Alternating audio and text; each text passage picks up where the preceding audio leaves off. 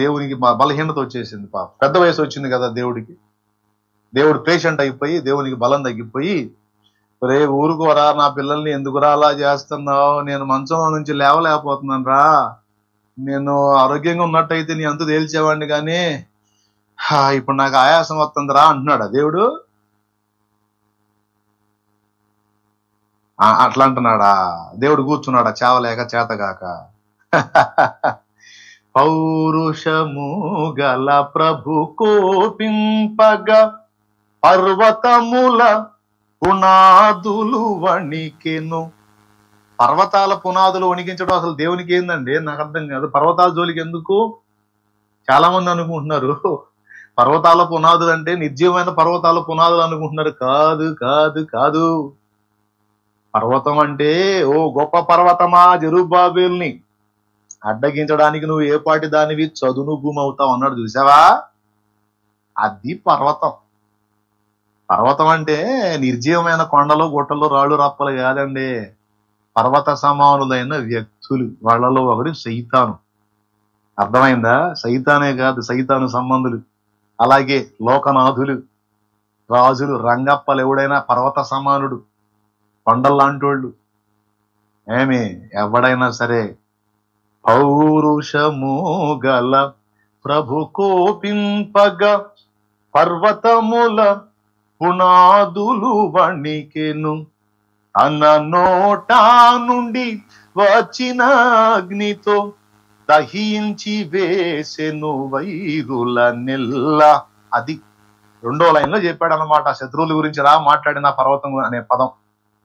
పెద్దోళ్ళు పాటలు మామూలు కాదుగా. పైన పర్వతం అని ప్రస్తావించి కిందేమన్నాడు? వైరి అంటే శత్రువు. నీ శత్రువులు, నా శత్రువులు, యావత్ సంఘమునకు శత్రువులు పర్వతాలైనా ఆయన హోంకరించాడంటే అటు పునాదులు కదిలిపోవాలి. అది అసలు విషయం. దేవునికి స్తోత్రం కలుగును గాక. నెబుకద్నెజరు మనసులో అనుకున్నాడు, ఇదంతా నా భోగం కదా, నా వైభవం కదా అని. రేయ్, ఇదంతా ఇచ్చింది నేను, ఏందిరా నీ మిడిచిపాటు? నువ్వు మనసులో ఈ మాట అనుకున్నందుకు 7 ఏళ్ళు గడ్డి తింటావరా పశువులాగా అంటే ఆ కర్మ పట్టింది నెబుకద్నెజరుకి. ఆయన ఏంది అనుకున్నా, ఆయన ఆయాసం వచ్చింది ఆయన దేవుడికి. ఈడు ఇష్టం వచ్చినట్టు చేస్తుంటే, అమ్మా అయ్యా లేవలేకపోతున్నాను రా, నా బిడ్డలు ఏం చేయవాకరా సైతాను, ఒరే సైతాన్ సంబంధులారా, ఒరే ఉన్మాదులారా, నా బిడ్డలు ఏం చేయవాకండి రా, ఆయాసం వస్తుందిరా, లేకపోతే మిమ్మల్ని కొట్టి అనే కూర్చున్నాడా?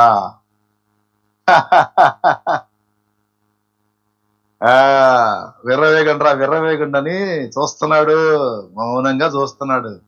2 కార్యాల కోసం చూస్తున్నాడు. మొదటి కార్యం ఏంటంటే, వీడొచ్చి ఈ విధంగా సంఘాన్ని ఇబ్బంది పెట్టడం ద్వారా సంఘంలో ఉన్న పొట్టేదో గట్టేదో తేలిపోద్ది నాకు అని మౌనంగా ఉన్నాడు. అది ఇక్కడ చెప్పింది దానియేల్లో. అర్థమైందా? బుద్ధిమంతులు కొంతమంది కోల్తా ఉంటే ఎందుకు చూస్తున్నాడు దేవుడు?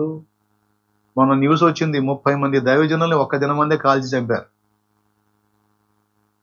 నైజీరియా న్యూస్, 30 మంది దైవజనుల్ని వరుసగా నిలబెట్టి కాల్చేశారు. ఎందుకు? మరి తన దాసుల్ని హతం చేస్తా ఉంటే ఎందుకు మౌనంగా ఉన్నాడు? చేతగాక చేవలేకగా. 2 కారణాలను బట్టి. 1, తన బిడ్డల్ని పరిశీలించాలి, నకిలీ సరికేదో ఒరిజినల్ సరికేదో. ఈ హింసలు అనేవి ఒరిజినల్ సరుకుని ఇంకా బలపరుస్తాయి, నకిలీ సరుకుని అడ్రస్ లేకుండా చేస్తాయి. సైతానుగాడు కూడా అదే కోరుకుంటాడు. అందరి విశ్వాసం అట్లనే పోతే బాగుండు, అందరి విశ్వాసం అలాగే వదిలేసి అందరూ తిరిగి నా వైపు వస్తే బాగుండని వాడి తీర్పు. కానీ జరగదే. వాడి సరుకంతా వాడికి డిక్లేర్ అయిపోయింది, దేవుని సరుకు ఇంకా బలపడింది. అందుకు రాణిస్తాడు హింసలు. 2వది, సంఘము తన్ను తాను రుజువు చేసుకోవాలి. ప్రభు తన్ను ప్రేమించి ప్రాణం పెట్టినట్టే సంఘము కూడా, ప్రభువా ఇదిగో నేను నిన్ను ప్రేమిస్తున్నాను, నీ కొరకు నేను కూడా చనిపోవటానికి ఇష్టపడుతున్నానని సంఘం తన్ను తాను రుజువు చేసుకోవాలి. 2. 3వది, తన పిల్లల్ని యాతన వాడు పెడుతున్నా ఎందుకు చూస్తున్నాడంటే, వాడి బ్యాచ్ మనుషుల్ని ప్రేరేపించి మనుషుల ద్వారా చేస్తున్న విషయాల్లో వాడి కోసం నిర్ణయించబడిన మనుషులు మొత్తం ఉగ్రత సమకూర్చుకుంటున్నారు. దేవుని బిడ్డల్ని ఎక్కడ ఎవడు కెలికినా మనలాగా తొందరపడ్డ దేవుడు ఓకే ఓకే కానీ నాన్న ఇంకేం చేస్తావు చేయమ్మా అంటాడు.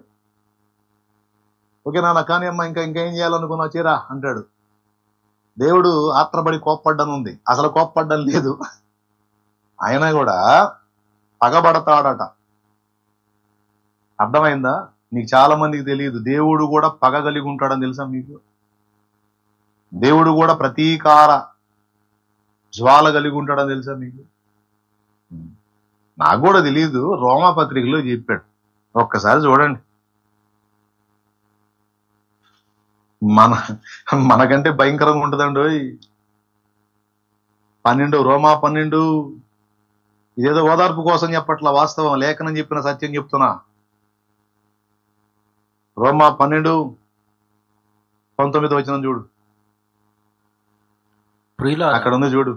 ప్రియులారా, మీకు మీరే పగ తీర్చుకొనక దేవుని ఉగ్రతకు చోటియుడి. పగ తీర్చుట నా పని నేనే ప్రతిఫలమునిత్తునని ప్రభు చెప్పుచున్నాడని వ్రాయబడి ఉన్నది. అంత భయంకరమైన మాట అది. పగ తీర్చుట నా పని. 3 కారణాలు అన్నాను. ఒకటి, వాడు విశ్వాసాన్ని వేగజూడటానికి మనల్ని శోధించినప్పుడు శోధించబడనిస్తాడు దేవుడు. వాడు మన విశ్వాసాన్ని వేగజూడటానికి హింసించినప్పుడు హింసింపబడనిస్తున్నాడు దేవుడు. ఎందుకు హింసింపబడనిస్తున్నాడు? 3 కారణాలు చెప్పాను. మొట్టమొదటిది, పరిశీలించడానికి. నకిలీ సరికేద్దో ఒరిజినల్ సరికేద్దో డిక్లేర్ చేసుకోవడానికి మౌనం అయ్యాడు. రెండవది, ఎందుకు మౌనం అయ్యాడు? మనల్ని మనం రుజువు చేసుకోవాలి, నిర్ధారణ చేసుకోవాలి, నిరూపించుకోవాలి. ఆ ఛాన్స్ మనకి ఇస్తున్నాడు దేవుడు.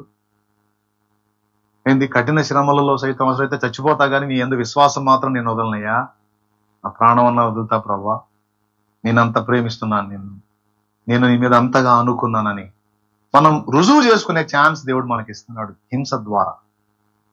మూడవది, మనల్ని హింసించే వాళ్ళకి నిత్య నాశనాన్ని నిర్ణయించాడు. ఆ నిత్య నాశనానికి వాళ్ళు ఎందుకు అర్హులో ఆ కార్యాలు వాళ్ళు చేయాలి, వాళ్ళని చెయ్యనీయాలి. వాళ్ళకు వాళ్ళే రుజువు చేసుకుంటున్నారు నాశన పాత్రులు అని. అర్థమైందా? ఇవన్నీ జరగనిచ్చి ఒక్కసారిగా తీర్పు స్టార్ట్ అయింది. ఆ తీర్పు స్టార్ట్ అయినప్పుడు ఓ ఓ ఓ ఓ ఓ అని కొట్టుకున్న వాడికి ఆన్సర్ రాదు. అంత భయంకరంగా ఉంటది. ఎందుకంటే దేవుడు కూడా కోపపడతాడు. అయితే పగ అంటే ఏంటో తెలుసా? వాయిదా వేయబడిన కోపం. దేవుడు ఈ హింస చేసే వాళ్ళందరినీ ఓకే చేయండి అని డేట్ ఒకటి రాసి పెట్టుకుంటాడు. నిన్ను తంతాను, నీకు దరువు వేస్తాను, కానీ ఫలానా డేట్లు వేస్తా, ఈ లోపు నువ్వు ఎంతైనా సాగించుకో, చూస్తా. నువ్వు సాగించుకునే దాన్ని బట్టి నీకు శిక్ష ఉంటది, దరువు ఉంటది. ఓకే, కానీ అయితే దరువు ఇప్పుడు కాదు, నీకు డేట్ ఇస్తా, ఆ డేట్ లో అప్పుడు నీకు స్టార్ట్ అయింది, అప్పటిదాకా నువ్వు సాగించుకో, ఓకే టైం నీది. అందుకే దయ్యాలు ఏసైతోనైనా తెలుసా? సర్వోన్నతుడైన దేవుని కుమారుడా, కాలం రాకమునిపెమ్ము నశింపజేయవచ్చితివా అన్నాయి. అంటే వాటికి తెలుసు సావు మూడినాయి, వాటికి సావు మూడిందని, ఆ సావు మూడిని తెలుసు, వాటి సావు మూడిన వాటికి తెలుసు. ఆ డేట్ ఫిక్స్ చేసి కానీ అన్నాడు. అది అంటే వదిలేసి ఊరుకోలా, చూస్తున్నాడు మొత్తం. కాబట్టి ఇక్కడ సాతాను మన విశ్వాసాన్ని వేగుచూడటానికి వాడే అస్త్రాల్లో మొట్టమొదటిది భయపెట్టుట.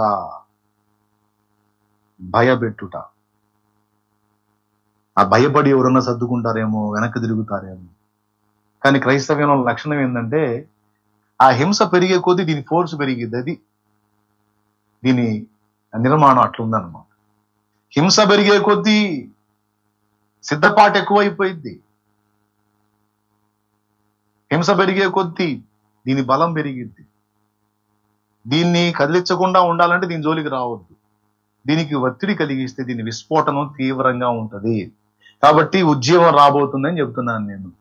నైజీరియాలో జరిగిన హింసలే కాదు, మణిపూర్లో జరిగిన హింసలే కాదు, ఎక్కడ జరిగిన వాటికైనా సరే రాబోతున్న దినాల్లో ఇంకా గొప్ప ఉద్యమాన్ని దేవుడు రగిలించబోతున్నాడు. గొప్ప ఉద్యమం రాబోతుంది.